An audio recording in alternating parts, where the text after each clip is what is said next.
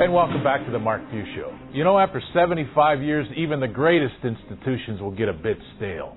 So it's time to renew it, right?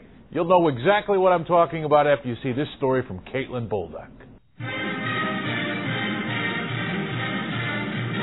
They're the songs that define college sports.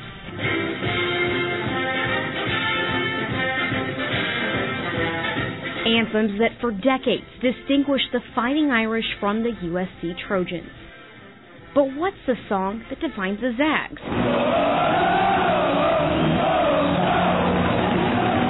Some may argue it's Zombie Nation, but most probably can't think of one at all. When we play that song at the games, most people just stand and clap and don't really sing along. And with good reason. The closest thing Gonzaga's ever had is really more of a chant. It just has never been a really well thought out thing. David Fegg is trying to change that. This former Zag turned band director dreamed up and composed the school's first ever original fight song. It's important to have our own that is nobody else's, our own original melody. Then, word by word, he worked with the kennel to craft the perfect chorus. What do we want to have in there? We want to have the kennel in there for sure. We want the true Zag, what's the true Zag, heart and hustle and Jesuit is key. We need our colors in there. Oh, and the signature, go Gonzaga.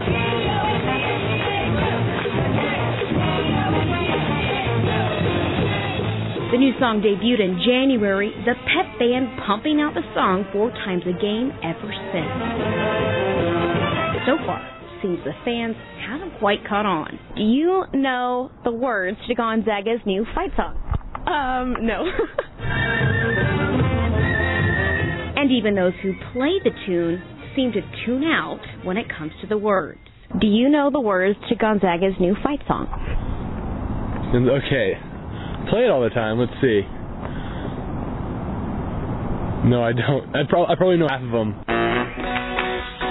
So, in the spirit of finals week, we set out to put the Zags to the test. Do you have any guesses on what it would be?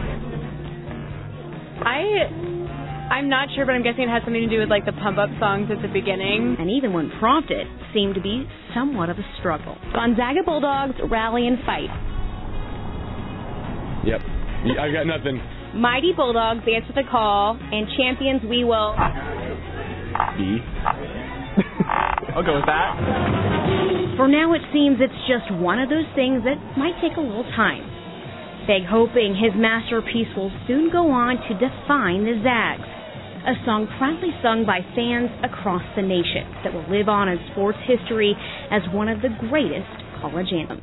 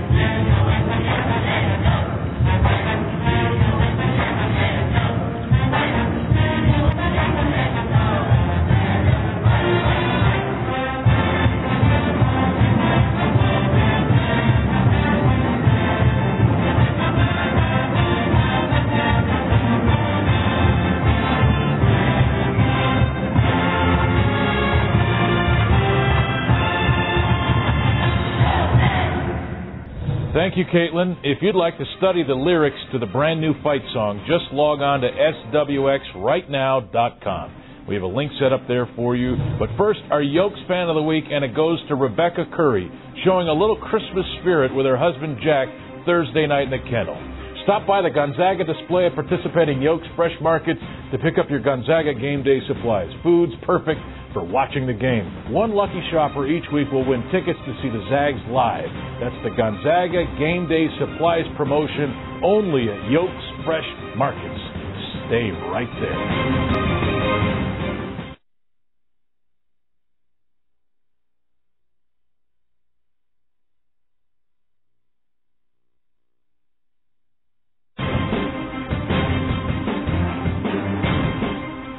And welcome back to the Mark Few Show. Time now for our Subway Sub of the Week. And it goes to the big man from Minnesota, Mr. Sam Dower. 22 points, 5 rebounds, 8 of 9 from the free throw line. Sam Dower, our Subway Sub of the Week. Way to go, Big Sam. Make sure to visit your local Subway restaurant today for one of the new Subway melts, like the Chipotle chicken and cheese, stacked with tender, juicy chicken and fresh toasted on flatbread. Only at Subway restaurants, proud sponsors of the Gonzaga Bulldogs. All right, let's break down Sam Dower and his great play this week. Here is the weekly installment called The Coach's Corner with Ray Giacoletti and Tommy Lloyd.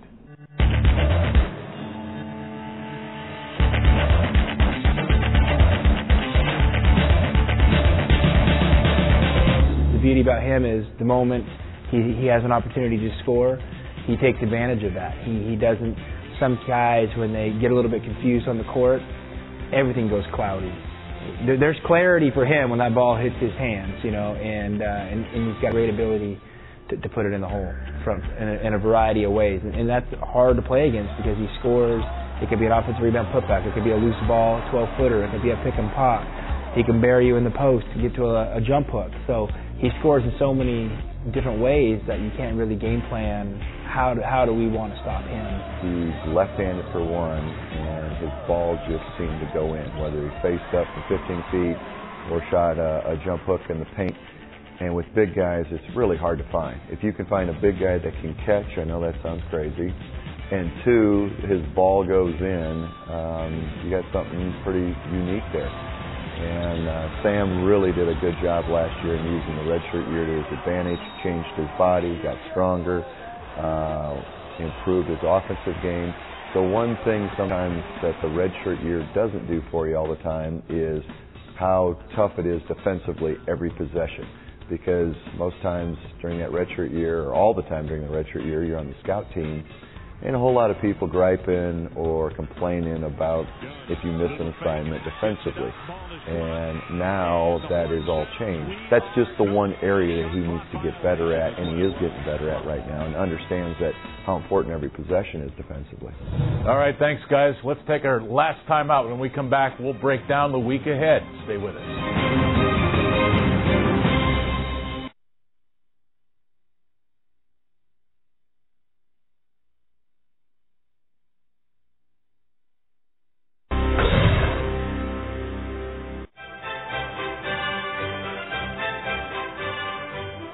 I was a terrible kid at Christmas. I would come down and with a ribbon, I would pop the ribbon off and then like barely rip it a little bit just to see, if it was some clothes or something, and then I would stick the ribbon right back on the top that I ripped, so my parents never found out. So I would try to sneak and find Christmas presents, and all over the house she would have to hide them. She would even hide them at her work so I couldn't go get them. Yeah, I used to be like a goofy little kid, so and it snowed a lot in Minnesota, it's icy, so I always be the only person to slip and fall, waiting on the bus to go to school, and just go to school with drenched pants with snow and stuff on it. My jeans would be soaking wet because I fell in the snow, and people would laugh at me. So I was that kid. And welcome back to the Mark Few Show. Okay, Coach, holidays are here, Christmas right around the corner, and so is Xavier, another tough team. Yeah, very, very tough team, and has been for, guys, probably the last 10, 11 years, much like us. It's had a run very similar to ours.